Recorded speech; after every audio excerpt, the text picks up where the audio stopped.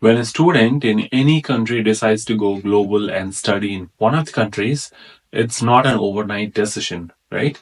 It involves months and years of planning and, of course, preparation. So they get everything ready, like their documents, IELTS scores, or GMAT scores, or even the finances. And what happens if they suddenly hear from the country's prime minister or the president? And this is more in the context of Canada. If the prime minister tells its universities or the immigration minister tells the universities to stop relying so much on Indian students. And today, let's understand why that is happening and is it a diplomatic issue or a visa crackdown? Or in this context, if Canada is just overwhelmed with too many Indian students. Of course, this is not out of speculation, but Canada's immigration minister, Marc Miller, has made it pretty clear where the universities need to recruit students from beyond India.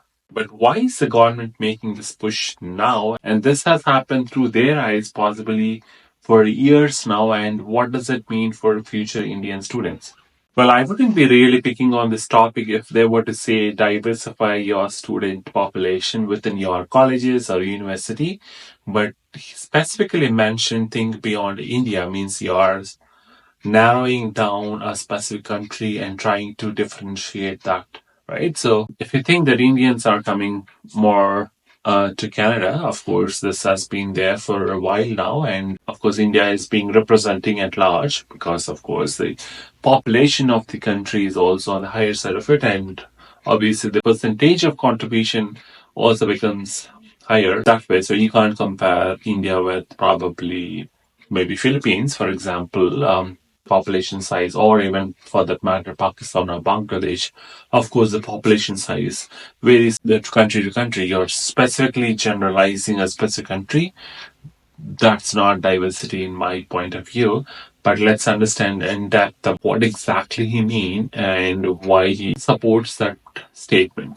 So recently, Marc Miller, of course, is Canada's Minister of Immigration, Refugees and Citizenship, stated that Canadian universities and colleges have become too dependent on students from India and they need to diversify their international student base. Of course, his message was pretty clear, where he says Canadian institutions should actively seek students from other regions like Africa, Latin America, and Southeast Asia, of course, right? And it's not that people are not coming from those countries at all, but there are people who do come from those countries. But this statement comes at a time when Canada has been making big changes to its international student policies by tightening their visa rules, introducing new financial requirements, and potentially capping the number of international students. Only thing that I don't understand is why is Canada shifting its gears so rapidly? Whether we like it or not, whether I like it or not, I tried analyzing what could be the parameters or the key factors that probably made them to come out and make those statements. Of course, for any reason for that matter, over reliance on one country or one product or one service line is pretty risky. That we all agree, right? And in this context, Indian students make up to over nearly 40% of international student population in Canada. And while this has been great for universities in terms of tuition revenue, it also created a major problem, which is about a dependency problem.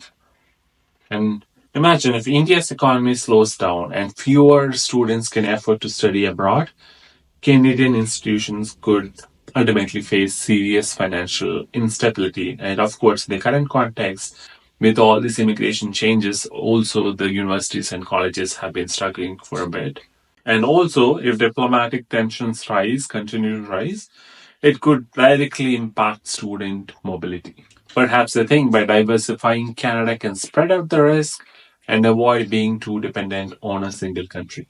And also, one of the other biggest stories last year was this student visa fraud scandal involving fake admission letters. Like hundreds of Indian students in Canada were suddenly facing deportation because their applications were linked to a fraudulent consultants, where they were issued offer letters which never existed in reality. Of course, this raised serious questions about how well Canada screens international students and whether some institutions were admitting students just for tuition revenue rather than the academic merit.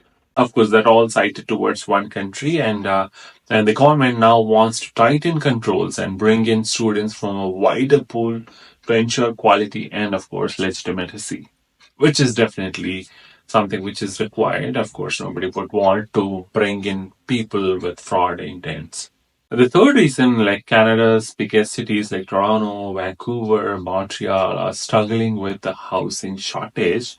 And of course, the government has openly admitted that rapid increase in international students has also contributed to the rising rents and overcrowding. And that is not the only factor, like I talked about in the recent video, but still, that's a central piece of discussion always. In some cases, students have had to live in shared housing with, of course, 10 people because they can't afford rent. And this, of course, happened in cities like Brampton. And everyone's favorite, which is Canada's post graduation work permit, has been a huge draw for Indian students, offering a potential pathway to permanent residency. But now there are concerns that too many students are staying in Canada without securing skilled jobs. And of course, the government did review those PGWP rules and have tightened and made it a little harder for certain students to stay after their graduation. And that also is, they're looking at whether international students are contributing to the economy in the right way or just filling low wage jobs, which has been also the talk of the town thing amongst the locals. So, by bringing in students from a mix of regions, the government hopes to balance labor market demands and avoid oversaturation in specific job sectors. But is this a visa crackdown on Indian students? If you ask me, not exactly, of course, because Canada is not banning Indian students or stopping them from applying. It's more like a draw system, probably, or you have to be lucky enough to get it. So there is no set rule that you're going to get it. Maybe the screws are going to be a little tighter for you too. So universities should not rely too much on one country. Of course, I agree with this aspect. So they should diversify. If I were to be a student, if I'm getting into a college or university, I would certainly look at what the kind of mix of students it has. Does it have only Indian students sitting in the classroom, or does it have people from Mexico or Africa and Philippines or Pakistan or Bangladesh or any other countries, right? So if it's a mixed, obviously your thought process, your ideas, or your conversations would be diversified. If it were to be India or any other country, I would probably better stay up back in my home country rather than coming to Canada or the United States or elsewhere, right? So these new policies will absolutely make it harder for students who are not financially prepared to get visas. And this means Indian students will face more competition, not just from within India, but from other students from Africa or be Latin America and Southeast Asia who are now being encouraged to apply, right? So they may have higher probability of getting it compared to India if federal or the IRCC is trying to balance that if the universities are not.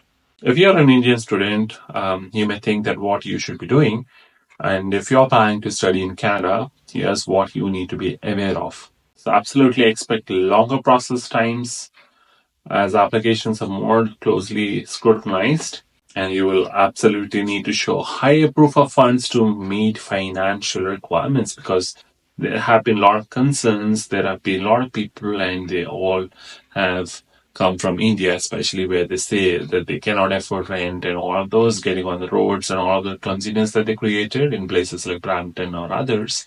But like it or not, we were the ones in the news. And with it, potential changes to the PGWP, pick a program that leads to strong job prospects, especially the programs in healthcare and technology also has certain skills that you need to get into, and they are the ones who are likely in demand, which can quickly land you into a job. And consider getting into smaller provinces instead of targeting fancy buildings that might appear in places like Toronto or Vancouver. Try getting into Atlantic Canada where policies may be more favorable eventually because all these provinces are in the growth mode So they might get some favorable immigration policies. All in all, whether we like it or not, like I said, Canada's immigration policies have been evolving rapidly. So all that you have to do is stay informed to avoid any sort of last minute surprises with your study plans.